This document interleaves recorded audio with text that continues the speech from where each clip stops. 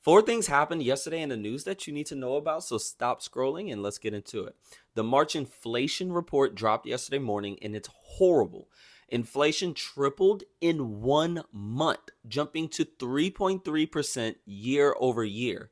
Gas prices surged 21.2% in a single month, the biggest monthly jump since 1967.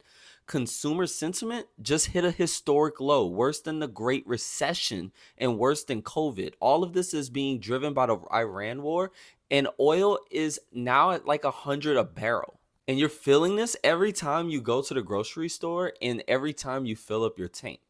Now, next, Democratic Congressman Eric Swalwell, one of the frontrunners for California governor, was accused yesterday of sexual assault by 4 women, including a former staffer who says he assaulted her twice when she was too intoxicated to consent. She was 21 years old. He allegedly sent her explicit photos while she worked for him.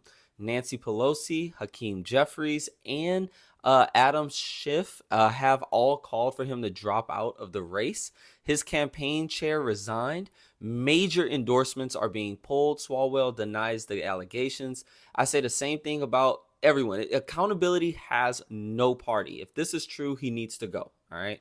Next, the Wall Street Journal reported yesterday that Trump has been telling his staff he'll pardon everyone who has come within 200 feet of the Oval Office before he leaves.